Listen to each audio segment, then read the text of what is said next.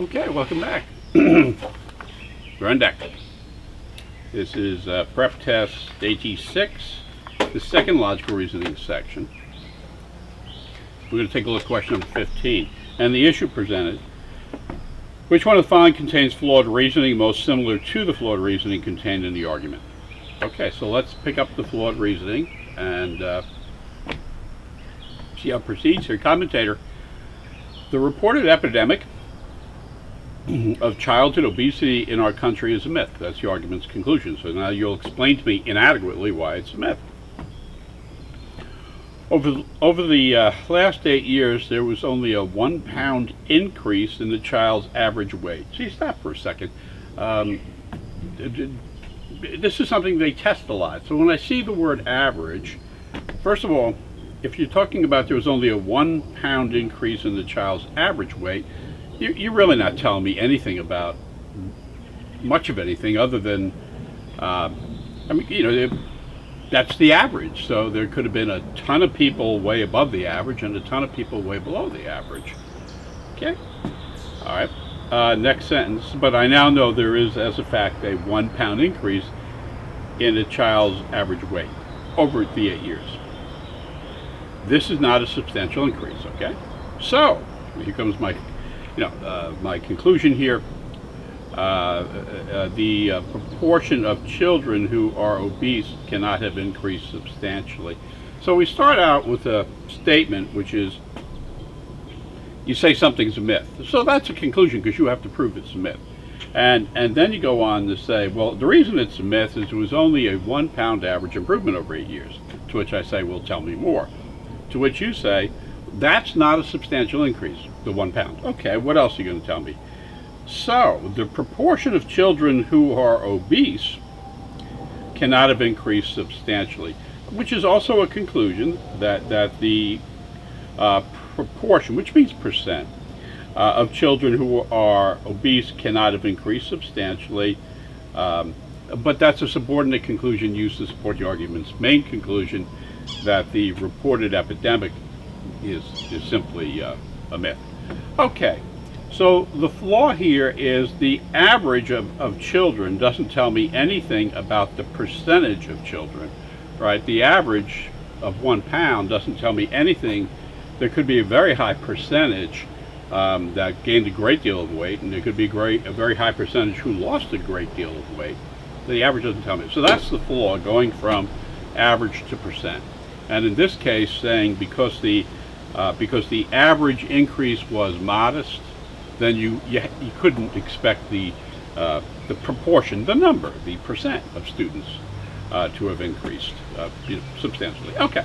Hey, the average summer temperature over the past 5 years must have increased, since most people believe that summers are getting hotter. That's not analogous, and that's also saying that it increased. Now, our argument is not that it increased, but that it really didn't move at all. In other words, the average didn't move at all, and therefore the proportion didn't move at all.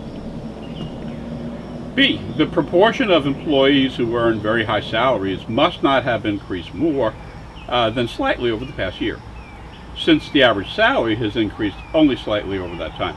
Now, the only thing different about B from the mother argument, if you will, is they flipped it. They just changed the structure, but the structure has nothing to do with the reasoning. So B is almost certainly the answer, because you're going from, again, that word proportion means percent, right? So here you're just putting it in reverse. You're saying the percent of employees who earn very high salaries must not have increased more than slightly over the past year. You say why? Since the average salary has only increased slightly. So the salary is analogous to the pound that you gained, and the proportion of employees earning a very high salary has to do with the children who could not have been obese. So B is going to be the answer. We'll keep looking.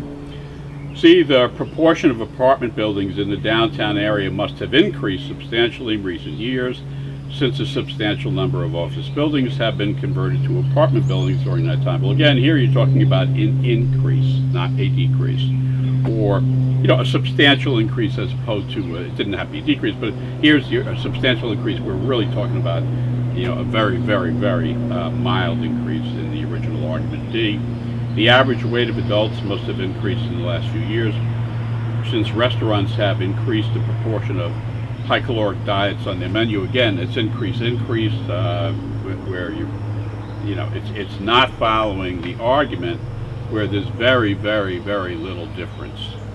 And E, the average price of a house must be increasing, since the proportion of household income spent on the house has increased over the last 8 years. Same problem. It's not what the argument is positing. Okay, so for 15, the answer is B for Brutus. 16. The reasoning in the editorial argument is flawed. So again, you want to be able to address this before you look at the answer choices.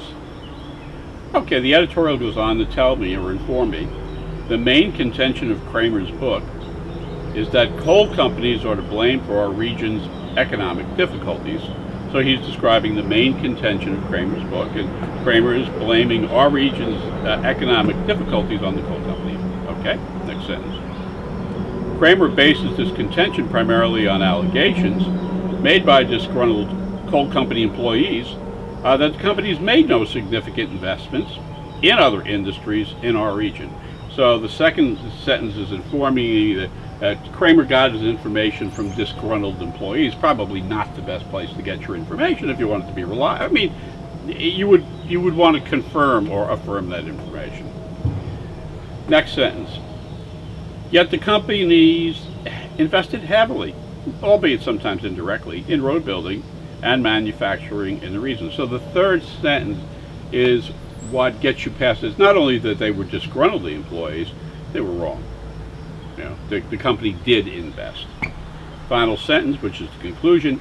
Thus, the book's main contention is simply false, and that itself is incorrect. And again, this is tested regularly, so you should have in your mind. Well, you're telling me that the book's main contention is false, right? Which is that the coal companies are to blame for the region's economic difficulty. But really, the only thing the argument has done is made clear that the original reasoning that was given was inadequate. The original reasoning is not persuasive. So what you did is you defeated the reasoning, but that doesn't defeat necessarily the conclusion that the coal companies are to blame. There may be some other basis on which to make the case that the coal companies are to blame. So again, this is it's regularly tested. Okay, so now I'm just looking for, you fail, all you did here was defeat the reasoning. You don't defeat contention. A. So the flaw in A is that it concludes that one party is not to blame for a particular outcome, merely on the grounds that another party is to blame for that outcome. It's got nothing to do with what my mind produced. B. The flaw is that it concludes that a person's statement is false merely on the grounds that, well, if accepted as true, it would impugn the reputation of an important industry. Nothing close to what my mind produced using IRAC. C. That the flaw is that it rejects an argument merely on the grounds that the person offering the argument has an ulterior motive for doing so. It's not. It's not this. The editorial is fine in this reasoning. It's just not fine in its conclusion. D. It takes a sufficient condition for the coal companies having made significant investments in other industries in the regions to be a necessary condition for their having done so. This has nothing to do with necessary and sufficient conditions. If you had established the position and you say, well, this is one way an outcome could come about, then you could say that's necessary. But this is not about that. This is very simply, you have addressed adroitly a failure in the reasoning. That's all you've addressed. That doesn't mean the conclusion itself couldn't stand on other grounds. E. Concludes that a person's statement is false merely on the grounds that an inadequate argument had been given for it. And if that had been answer choice A, it would have saved me a lot of time. And that's exactly right. And again, this has appeared on multiple exams. So, the answer number 16 is E for Euclid. Take a look at 17. So here we want an assumption. Which one of the following is an assumption required by the argument? Okay. Well, let's see what we have here. Healthcare facilities have a duty to protect their patients from unnecessary harm. Stop.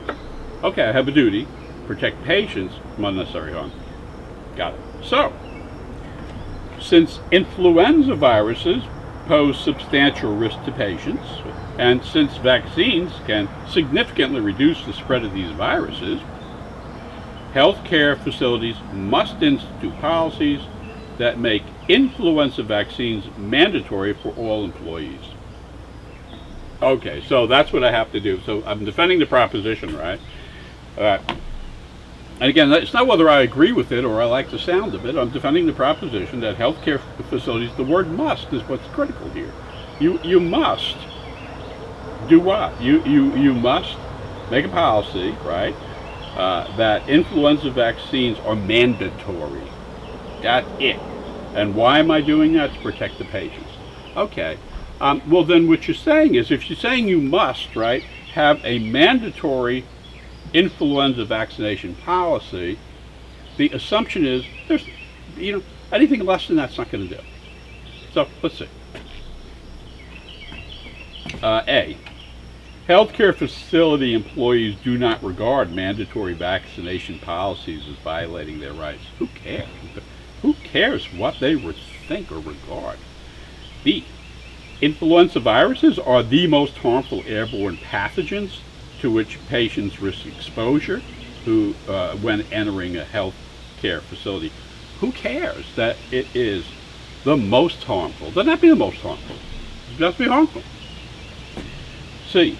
Most patients in healthcare facilities are not vaccinated against influenza. Well, so it's okay if some are. I mean, it does not have to be the case. So no, it's not assumed. You don't have to have the assumption that most patients are not vaccinated. Maybe most are, but some are still not, and they would be at risk. D. Voluntary vaccination policies at healthcare facilities would not adequately protect patients from the risk imposed by influenza viruses. Yep, yeah, because voluntary is the flip of mandatory. The reason you have mandatory is you can't do voluntary. So if you can do voluntary, then you don't have to do mandatory. And since you're saying we must do mandatory, implicit in that statement is that voluntary is not going to work, and therefore D is that is the assumption required for this argument's validity, that voluntary vaccination policies at the facilities would not adequately protect the patients. That is correct. That must be true. And that would be it. But here, E, society has already accepted the idea of mandatory vaccination in other contexts. Who cares? Train your mind. So 17, the answer is D, George Drusus. Let's try 18. The statements above, if true, most strongly support which one of the following? Okay, I don't know. See, we have the statements above are etiquette helps people get along with each other. So stop for a second. Okay, so they give you, something that goes with etiquette. It helps people get along. Okay. Then they say, for example, they're going to give me an example of what getting along is, right? It prevents people from inadvertently offending one another. So I don't piss you off. Okay, that's nice. Next sentence. While many people criticize etiquette because they believe it has no beneficial effects for society, comma, these same people think that kindness and social harmony are good. So you stop for a second and you say, well, hang on 1 second, hang on. First you give me a definition of etiquette, and it's we get along better. Got it. All right. Now you're saying to me, many people, so many is an important word, many people criticize etiquette because they believe it has no beneficial effects. But we were just told it helps us get along better. Okay. But many people believe it has no beneficial effects. These same people think kindness and social harmony are good. So many people are mistaken. That what I take away from this, right? Many people are mistaken because they have a misunderstanding of what etiquette is, right? So I don't have the answer. It's question number 18. I'm sure the fail rate is quite significant on this. But if I'm saying, what is most strongly supported by this? That, well, one, most people misunderstand etiquette, right? And two, what they really misunderstand is that etiquette helps us get along. So getting along has a beneficial effect, right? So I don't know. Let me just see again. This is, I'm sure, a high fail rate. A. Many people who criticize etiquette have contradictory views about etiquette. It all depends what the word contradictory means. So they don't actually have they agree on their view, right? They agree.